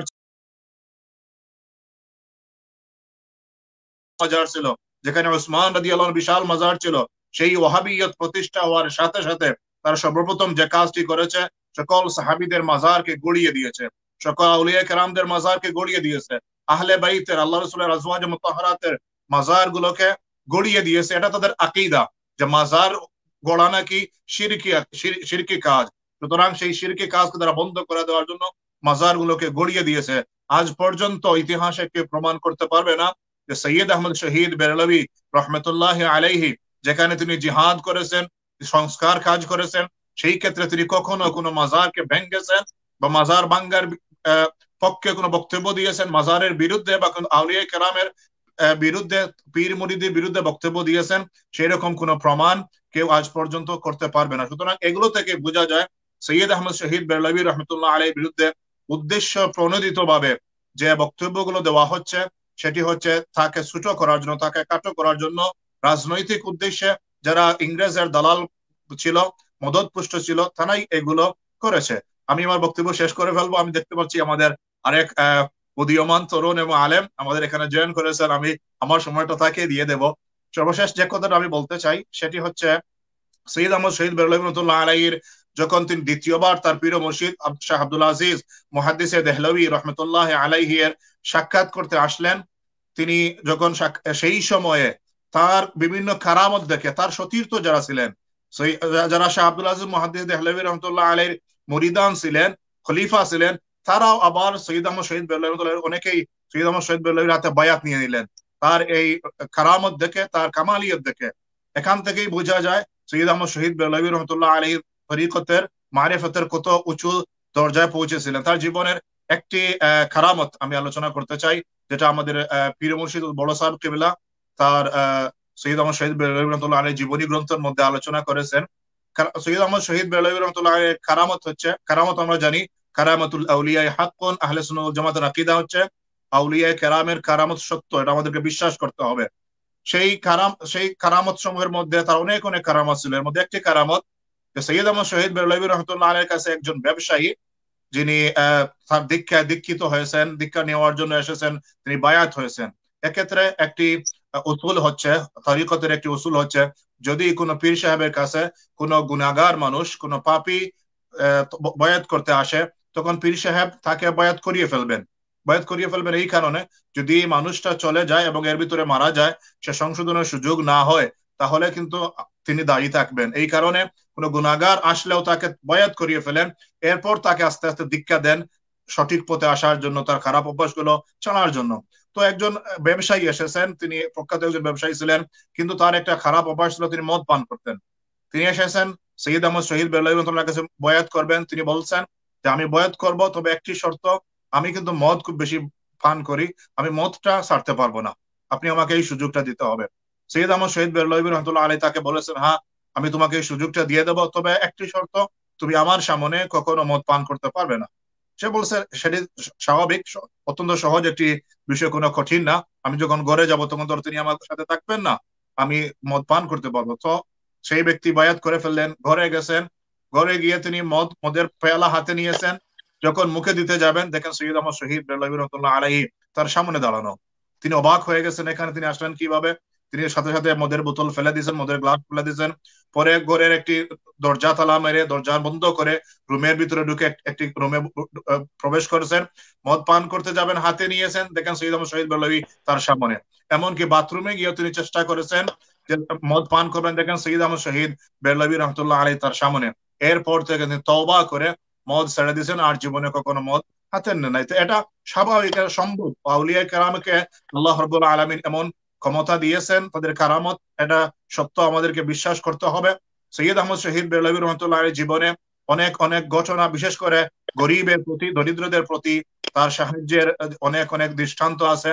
বিশেষ করে তৎকালীন হিন্দুয়ানি অনেক প্রথা মুসলমানদের সমাজে চলে এসেছিল, ধুতি পরা, টুপি না পরা, এইরকম অনেক হিন্দুয়ানি প্রথা যেগুলো ছিল। এমনকি ইসলামের ফান্ডামেন্টাল কিছু বিষয়, যেমন বিধবা বিবাহ, বিধবা বিবাহকে হিন্দু ধর্মে গ্রহণ করা হয় না, বা হিন্দু ধর্মের সমালোচিত, ক্রিটিসাইজ করা হয়। সেই বিধবা বিবাহ মুসলমানদের মধ্যে বন্ধ হয়ে গেছিল, তারা কোনো বিধবাকে বিবাহ করতেন না। এমনকি সম্ভ্রান্ত পরিবারের পুরুষেরা তাদের মেয়েদেরকে যদি সম্ভ্রান্ত আরেক পুরুষ না পাওয়া যায় বিয়ে দিতেন না। অনেক দিন হয়ে যেত তারা বিয়ে দিতেন না, বড়দের অলিমা করতে না পারলে তারা বিয়ে দিতেন না। এরকম দেখা গেছে অনেক অনেক ফ্যামিলিতে মহিলারা অনেক বয়স্ক হয়ে যেতেন, কিন্তু তাদেরকে বিয়ে দেওয়া হতো না তাদের আরেকটি সম্ভ্রান্ত পরিবার নেওয়া পর্যন্ত, কিংবা পয়সাওয়ালা বড় অলিমা দ্বারা মানুষ না পাওয়ার পর্যন্ত। সৈয়দ আহমদ শহীদ বেরলভী রহমতুল্লাহ আলাইহি এগুলোর বিরুদ্ধে সচেতন ছিলেন, এগুলোর বিরুদ্ধে তিনি জোর দাবি উত্তোলন করেছিলেন। তার কারণেই এইগুলো এক সময়ে নির্মূল হয়েছে। বিশেষ করে তিনি তার পরিবার থেকে আরম্ভ করেছেন। তার বড় ভাই যখন ইন্তেকাল করলেন, তিনি তার বড় ভাইয়ের স্ত্রীকে, বিধবাকে বিবাহ করার মাধ্যমে সমাজের এই নীতির বিরুদ্ধে তিনি কুঠারাঘাত করেছিলেন, এবং তিনি দেখিয়ে দিয়েছিলেন যেটা আল্লাহ রাসূল সাল্লাল্লাহু আলাইহি ওয়াসাল্লামের আদর্শ, সুন্নত, এবং এটাকে দূরে সরিয়ে দেওয়া মানে ইসলামের একটি ফান্ডামেন্টাল বিষয়কে সরিয়ে দেওয়া, যেটা আগে হুজুর বলেছেন। এমনকি হজ্জের ক্ষেত্রেও কিছু কিছু উলামা কেরাম বাধা দিতেন, ভারত থেকে হজ্জে যেতে বাধা দিতেন, যে আমাদের উপর হজ ফরজ না, যেহেতু রাস্তাঘাট সেফ না, নিরাপদ না। কিন্তু সৈয়দ আহমদ শহীদ বেরলভী রহমতুল্লাহ আলাইহি তিনি যখন ঘোষণা দিলেন আমি হজ্জে যাব, সাথে সাথে তার রায়বেরেলি এরিয়া থেকেই 400 জন মানুষ তার সাথে শরিক হয়ে যান। এরপরে যখন তিনি বের হয়ে যাবেন, তখন দেখা গেল তার সাথে 753 জন মানুষ 10টা জাহাজ ভর্তি করে 10 মাস পরে তারা গিয়া মক্কা শরীফে পৌঁছেছেন। সেখানে 1.5 বছর অবস্থান করেছেন। সেখানে অনেক তরিকতপন্থী মানুষদের সাথে দেখা হয়েছে, অনেকে তার কাছে মুরিদ হয়েছেন। আসার পথে তিনি সিরিয়া, মিশর, বিভিন্ন দেশ সফর করে সেখানে আউলিয়া কেরামদের মাজার জিয়ারত করে, তৎকালীন অনেক আউলিয়া কেরামের সাথে সাক্ষাৎ করে তিনি আবার ভারতবর্ষে ফিরে এসেছেন। এবং তার জীবনের শেষ ঘটনা আমরা আগে শুনেছি, যে যে শাহাদতের মাধ্যমে তার জীবন তিনি দান করেছেন আল্লাহ রাব্বুল আলামিনের রাস্তায়। ইংরেজ এবং শিখদের সাথে জিহাদ করে তিনি জীবন দিয়েছেন। এটাই একজন মানুষের জন্য যথেষ্ট। যে শহীদের মর্যাদার কথা কোরআনে কারিমে আল্লাহ রাব্বুল আলামিন এত বেশি আলোচনা করেছেন, তার যদি আর কোনো গুণাবলী আমরা আলোচনা নাই করি, তার জীবনের শেষ পথটাই যদি দেখি, তাহলে এটাই আমাদের জন্য শিক্ষা নেওয়ার জন্য যথেষ্ট। আল্লাহ রাব্বুল আলামিন সৈয়দ আহমদ শহীদ বেরলভী রহমতুল্লাহ আলাইহির দরজাতকে বুলন্দ করে দিন। তার রেখে যাওয়া যে উত্তরসূরিরা দুনিয়ার মধ্যে আজ তার খিদমতকে চালিয়ে নিয়ে যাচ্ছেন, তাদেরকে তাদের দরজাত আল্লাহ বুলন্দ করে দিন, তাদের খিদমতের মধ্যে আল্লাহ বরকত দান করেন। আমাদেরকেও তার খিদমতের অংশীদারিত্ব হওয়ার তৌফিক দান করুন। আল্লাহুম্মা আমিন। আমিন আমিন। মাশাআল্লাহ মাশাআল্লাহ, জাযাকাল্লাহ। আমরা অত্যন্ত সুন্দর এবং সারগর্ভ তথ্যবহুল আলোচনা শুনলাম। আমাদের মুহতারাম অতিথি, তরুণ প্রজন্মের আইকন, ব্রিটেন থেকে আমাদের সাথে যুক্ত হয়েছেন শাহজালাল মসজিদ ম্যানচেস্টারের সম্মানিত ইমাম খতিব শ্রদ্ধেয় ভাই মাওলানা খায়রুল হুদা খান সাহেব। তার বক্তব্য শুনে আমি উদ্বেলিত।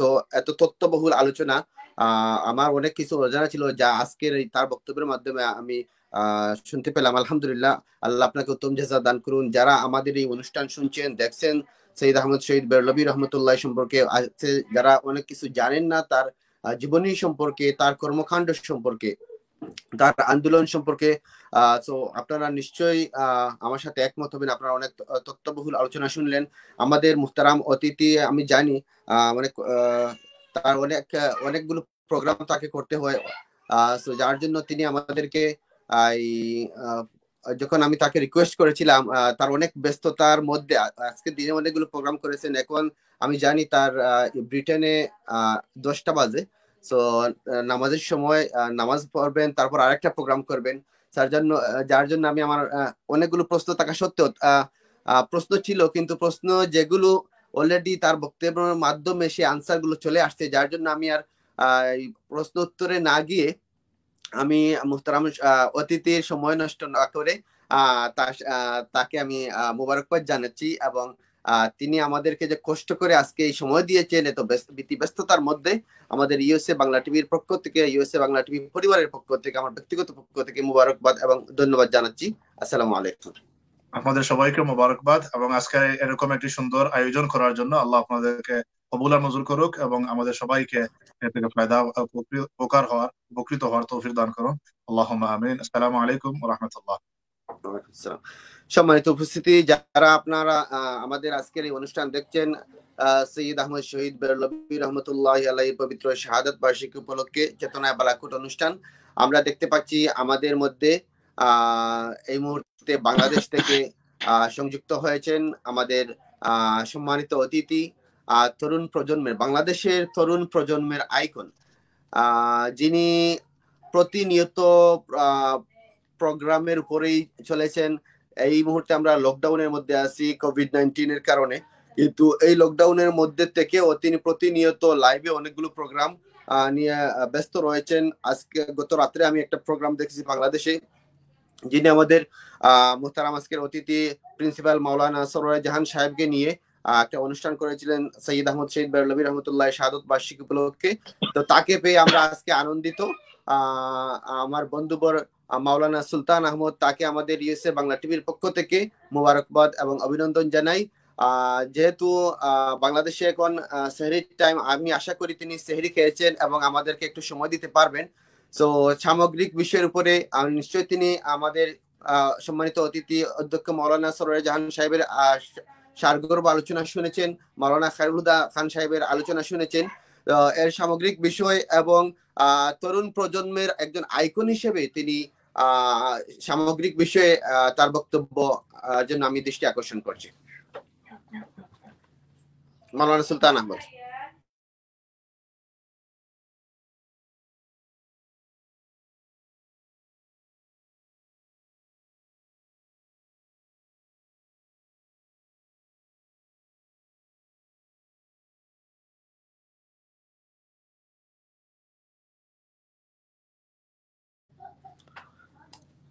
সম্মানিত উপস্থিতি, আপনারা জানেন বাংলাদেশের নেটওয়ার্কের অবস্থা খুবই করুণ, যার জন্য নেটওয়ার্কিং প্রবলেমের কারণে হয়তো তার সাথে সংযোগটা ক্লিয়ার হচ্ছে না। তো আমি তাকে আহ্বান জানাচ্ছি বক্তব্য উপস্থাপনের জন্য।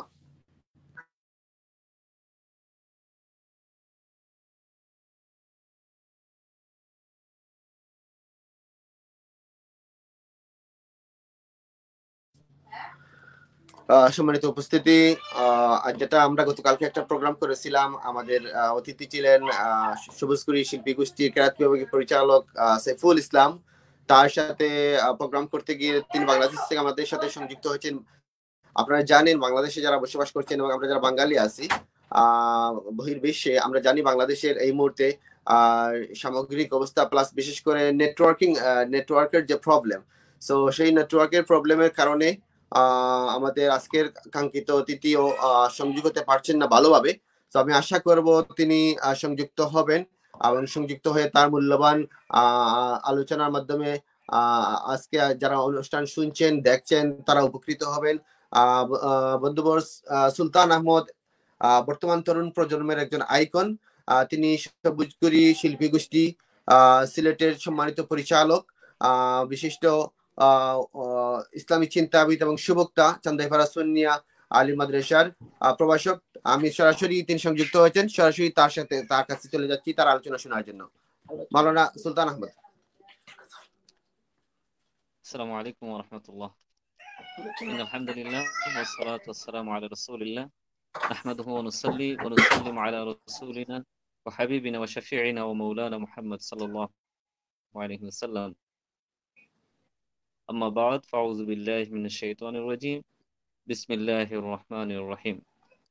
দেশে কিংবা বিদেশে, কাছে দূরে যে যেখান থেকে দেখছেন সকলকে আন্তরিক অভিনন্দন, মোবারকবাদ জানাচ্ছি। বিশেষ করে কৃতজ্ঞতা জানাচ্ছি ইউএস বাংলা বিটিভি পক্ষ থেকে আজকের এই লাইভ শো আলোচনা সভার সম্মানিত অতিথি আমার পরম শ্রদ্ধেয় ওস্তাদ, যিনি ইতিমধ্যে গুরুত্বপূর্ণ ডিগ্রি মাদ্রাসার সনাতন প্রিন্সিপাল আল্লাহ হযরত মাওলানা সরওয়াজান হুজুরকে, এবং কৃতজ্ঞতা জ্ঞাপন করছি আমার অত্যন্ত শ্রদ্ধেয় প্রিয় ভাই সুদূর ইংল্যান্ড থেকে যিনি যুক্ত হয়েছিলেন জনাব হযরত মাওলানা খায়রুল হুদা খান ভাইকে, ওনার প্রতি আমি কৃতজ্ঞতা জ্ঞাপন করছি। সম্মানিত সুধী, বিশেষ করে মোবারকবাদ জানাচ্ছি আজকের অনুষ্ঠানের সম্মানিত সঞ্চালক আমার প্রিয় বন্ধু জনাব মাওলানা হাফিজ জুবায়ের আহমদ রাজুকে, আমাকে আজকের এই আলোচনা সভায় যুক্ত করার জন্য।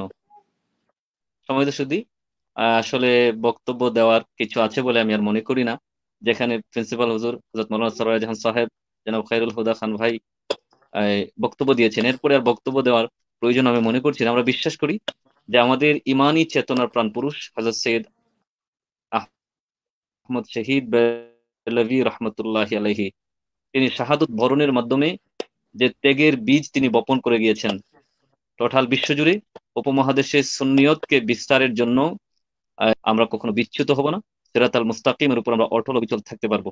সৈয়দ আহমদ শহীদ বেলভী রহমতুল্লাহি আলাইহি একটি নাম, একটি ইতিহাস, যিনি তার ছোট্ট জীবনে, মাত্র ৪৫ বছরের জীবনে, যিনি আমাদের জন্য প্রত্যেক ক্ষেত্রে তিনি উদাহরণ রেখে, সুন্নি নামদারি যে বা যারাই হযরত সৈয়দ আহমদ শহীদ বেলভী রহমতুল্লাহি আলাইহির বিরোধিতা করে তাকে ওয়াহাবি প্রমাণ করতে চান, এই বিষয়ে দীর্ঘ আলোচনা দীর্ঘদিন থেকে চলে আসছে। আপনারা দেখতে পাচ্ছেন মিডিয়ার মাধ্যমে তার জবাব দেওয়া হচ্ছে। সৈয়দ আহমদ শহীদ বেলভী রহমতুল্লাহি আলাইহির সুযোগ্য আওলাদেরা তার দাঁত ভাঙা জবাব দিচ্ছেন, এবং সবচেয়ে মজার কথা যেটা হলো যে সৈয়দ আহমদ শহীদ বেলভী রহমতুল্লাহি আলাইহির সুযোগ্য আওলাদরা যখন তার জবাব দিচ্ছেন, তখন কিন্তু আর সেটাকে প্রোটেক্ট করার মতো কোনো বক্তাদের মৌলবীকে আমরা দেখতে পাচ্ছি না। বিশেষ করে যারা কোটি টাকার চ্যালেঞ্জ করেছিলেন, আজকে তো তারা ইঁদুরের মতো গর্তে ঢুকে গিয়েছেন। সুতরাং এই দিকে আমাদের কান দেওয়ার সুযোগ নাই। কে কি বললো সেটা আমরা দেখবো না। ওরা শেয়ালের মতো হঠাৎ করে বাহির হয়ে কি করলো সেটা আমাদের বিষয় নয়। আমরা হযরত সৈয়দ আহমদ শহীদ বেলভী রহমতুল্লাহি আলাইহির সেই চরিত্রকে আঁকড়ে ধরবো। সৈয়দ আহমদ শহীদ বেলভী রহমতুল্লাহি আলাইহির দেখানো পথ এবং মতের উপর আমরা অটল অবিচল থাকবো। তিনি যে খেদমতি খলকের কথা শ্রদ্ধেয় প্রিন্সিপাল হুজুর খায়রুল হুদা খান ভাই বলেছেন, খেদমতে খলকের অনন্য দৃষ্টান্ত ছিলেন হযরত সৈয়দ আহমদ শহীদ বেলভী রহমতুল্লাহি আলাইহি। তার যদি আমরা আবাদতের দিকটা তালাশ করি, তাহলে আমরা দেখতে পারি তিনি রাতের পর রাত আবাদত বন্দেগীতে কাটিয়ে দিতেন, যার কারণে তাকে রহবানুল লাইল ফুরসানুন নাহার বলা হয়েছে। তো আমরা সৈয়দ আহমদ শহীদ বেলভী রহমতুল্লাহি আলাইহির টোটাল জীবনীকে আমরা অনুসরণ করব, অনুকরণ করব, এবং তিনি যে আন্দোলনের বীজ বপন করে গিয়েছেন আমরা সেই আন্দোলনকে ত্বরান্বিত করব। আল্লাহ আমাদের সকলকে তৌফিক দান করুন।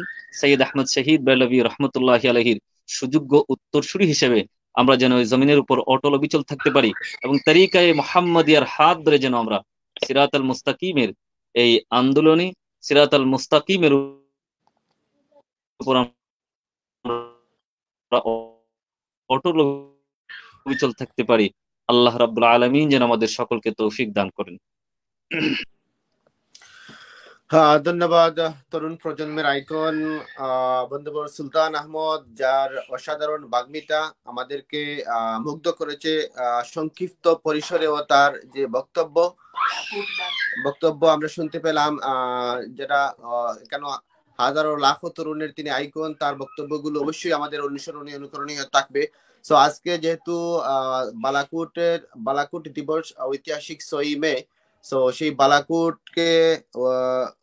বালাকুটকে উদ্দেশ্য করে যদি তিনি আমাদেরকে একটি সঙ্গীত উপহার দেন। অনেকে আমাকে রিকোয়েস্ট করছেন, কমেন্ট বক্সে পার্সোনাল কমেন্ট করতেছেন। সো আজকে চাচ্ছি তার যেহেতু তিনি সবচেয়ে বড় পরিচয়, তিনি একজন শিল্পী, তিনি একজন সুবক্তা, অনেক গুণের অধিকারী। সো তিনি একজন আমাদের বৃহত্তর সিলেটের কৃতি সন্তান, সমগ্র বাংলাদেশের মধ্যে একটা আইকন। সো তিনি সবুজগুড়ি শিল্পী গোষ্ঠী সিলেটের সম্মানিত পরিচালক।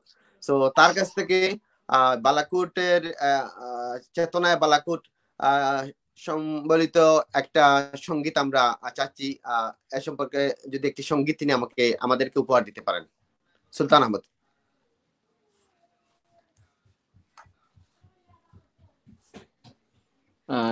ধন্যবাদ মৌলানা হাফিজ জুয়েল আহমদ ভাই।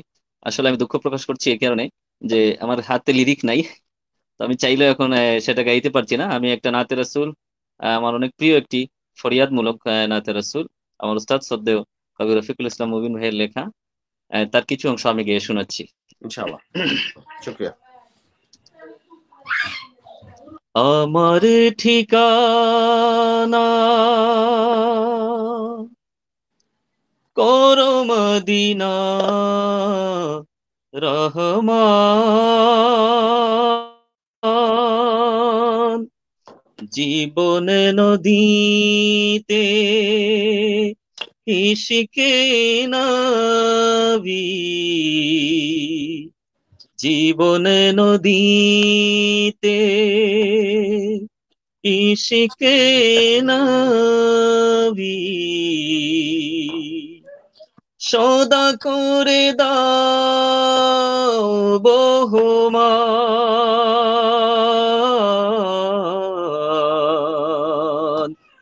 আমার ঠিকানা করো মদিনা রহমান,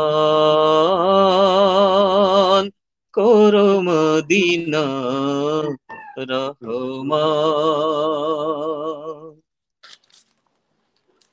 কত মানুষ যায় সোনার ওই মদিনায়, আমি শুধু চেয়ে থাকি যেতে ওই রাওয়াজায়, কাঁদে শুধু বেদনায় আমার এই পরাণ পাখি,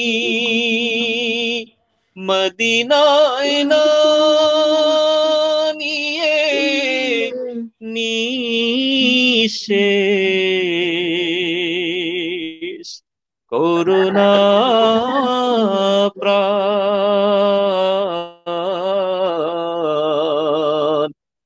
আমার ঠিকানা করো মদিনা রহমান, করো মদিনা রহমান। কত মানুষ জনে শয়নে স্বপনে পেয়ে যায় নবীর দিদার, আমি কি পাব না, ধন্য হব না, দেখব না নবী সরওয়ার, হে পরওয়ার হে দাও প্রিয় নবীজির সন্ধান,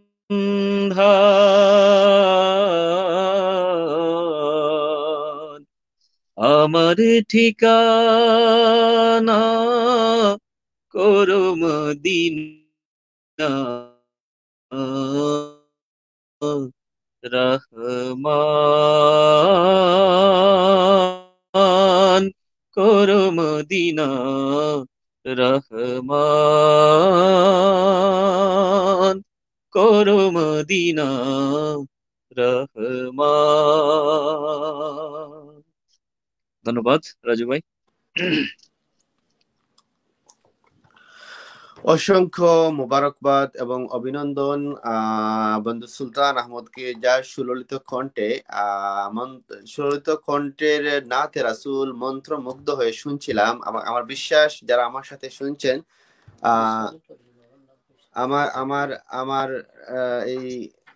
আমার সাথে যারা শুনছেন, তাদের অবশ্যই তাদের হৃদয়ের আকুতি কাকুতি মিনতি, যারা মদিনাওয়ালার পানে ছুটে যেতে চান, তার এই সঙ্গীতের মাধ্যমে ফুটে উঠেছে, যেটার লেখক হচ্ছেন আমারও প্রিয় শিক্ষক শ্রদ্ধেয় বড় ভাই রফিকুল ইসলাম মুবিন।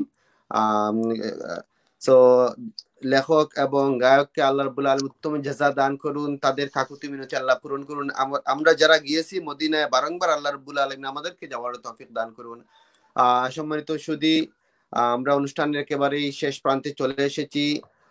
বিশেষ করে আজকের এই অনুষ্ঠান সফল করতে গিয়ে, বাস্তবায়ন করতে গিয়ে যিনি অক্লান্ত পরিশ্রম করেছেন, যার কথা না বললেই নয়, যিনি সেহরি খেয়ে না ঘুমিয়ে সকাল 7টা পর্যন্ত আজকের এই অনুষ্ঠান সফলতার জন্য কাজ করেছেন, ফ্লায়ার তৈরি করেছেন, কন্টাক্ট করেছেন।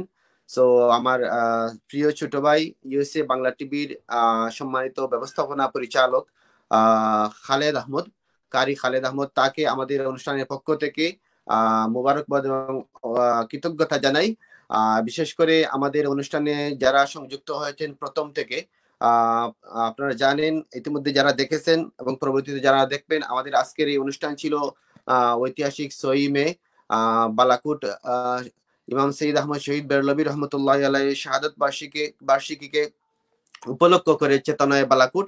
আজকের এই অনুষ্ঠানে আমাদের সম্মানিত অতিথি হিসাবে বাংলাদেশ থেকে সংযুক্ত হয়েছিলেন আমাদের সর্বজন শ্রদ্ধেয় বিশিষ্ট মিডিয়া ব্যক্তিত্ব, বিশিষ্ট ইসলামী চিন্তাবিদ, ইসলামিক স্কলার, আঞ্জুমানে আল ইসলাম মুহতারাম সিনিয়র সভাপতি আল্লামা ফুলতলি সাহেবুল্লাহ রহমতুল্লাহ আলাইহি সুযোগ্য খলিফা, সুযোগ্য উত্তরসূরি মুহতারাম প্রিন্সিপাল সরওয়ার জাহান সাহেব ব্রিটেন থেকে সংযুক্ত হয়েছিলেন। তরুণ প্রজন্মের উদীয়মান ইসলামিক স্কলার, বিশেষ ইসলামী চিন্তাবিদ, লেখক ও গবেষক শাহজালাল মসজিদ ম্যানচেস্টারের সম্মানিত ইমাম ও খতিব শ্রদ্ধেয় বড় ভাই মাওলানা খায়রুল হুদা খান সাহেব সংযুক্ত হয়েছিলেন বাংলাদেশ থেকে।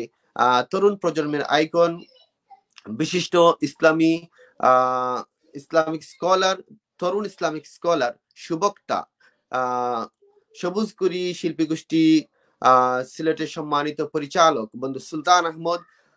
সো যারা আমাদের আজকের অনুষ্ঠানকে সফল করে তুলতে তাদের মূল্যবান বক্তব্য দিয়ে, তথ্য উপাত্ত সংমিশ্রিত বক্তব্য দিয়ে আমাদের আজাদী আন্দোলনের সিপাহসালার ইমানি চেতনার প্রাণ পুরুষ শহীদ আহমদ শহীদ বেরলভী রহমতুল্লাহ আলাইহির শাহাদাত বার্ষিকীকে উপলক্ষ করে যে তথ্যবহুল বক্তব্য উপস্থাপন করেছেন, আমরা ইউএসএ বাংলা টিভির পক্ষ থেকে আপনাদের সম্মানিত অতিথিদেরকে মুবারকবাদ এবং কৃতজ্ঞতা জ্ঞাপন করছি। আর বিশেষ করে আমাদের সম্মানিত ভিউয়ার্স যারা কমেন্ট করেছেন, লাইক করেছেন, শেয়ার করেছেন, আপনাদেরকে আমরা কৃতজ্ঞতা এবং মুবারকবাদ জানাই। আমরা আশা করি আমরা যারা এই হক সিলসিলার উপরে রয়েছি, আমাদের একটি কথা প্রিন্সিপাল মাওলানা সরওয়ার জাহান সাহেবের একটি কথার ধরেই আমি আমার অনুষ্ঠানটা শেষ করব। তিনি বলেছেন যে উহুদ থেকে কারবালা থেকে বালাকুট এবং বালাকুট থেকে সৈয়দপুর। সো আমাদের এই সিলসিলার পথ, আমরা যারা ফুলতলি সিলসিলার উত্তরসূরি রয়েছি, বাংলাদেশের যে সমস্ত হক সিলসিলা রয়েছে, ফুলতলি, সরসিনা, সুরাখাদ্দাস, যে সমস্ত সিলসিলা হক সিলসিলা রয়েছে, সমস্ত হক সিলসিলার শিকড় হচ্ছেন ইমাম সৈয়দ আহমদ শহীদ বেরলভী রহমতুল্লাহ আলাইহি, যেটা আজকের সম্মানিত আলোচক বৃন্দের বক্তব্য থেকে প্রতীয়মান হয়েছে, আপনারা সে সম্পর্কে জানতে পেরেছেন। সো আমি আমার অনুষ্ঠান আর দীর্ঘায়িত না করে, আপনারা যারা কষ্ট করে আমাদের এই অনুষ্ঠান দেখেছেন এবং পরবর্তীতে যারা রেকর্ডকৃত এই অনুষ্ঠানটা দেখবেন, সবাইকে মুবারকবাদ এবং অভিনন্দন জানিয়ে আজকের মতো এই চেতনায় বালাকুট অনুষ্ঠানের সমাপ্তি টানছি। সবাই ভালো থাকেন, সুস্থ থাকেন। আল্লাহ রাব্বুল আলামিন আমাদের প্রত্যেককে উত্তম জাযা দান করুন এবং আমরা যে পথ এবং মতের উপর রয়েছি, সেই পথ এবং মতের উপর অটল থেকে আমৃত্যু যেন আমরা সেই পথ এবং মতে চলতে পারি। সেই সিলসিলার রশ্মি শক্ত আঁকড়ে ধরে যারা বাতিল আছে তাদের মোকাবেলা করে সম্মুখ পানে এগিয়ে যেতে পারি। আল্লাহ রাব্বুল আলামিন আমাদেরকে তৌফিক দান করুন, সেই আশা প্রত্যাশা রেখে আজকের মতো এখানেই বিদায় নিচ্ছি। সবাই ভালো থাকেন, সুস্থ থাকেন। আসসালামু আলাইকুম ওয়া রাহমাতুল্লাহি ওয়া বারাকাতুহু।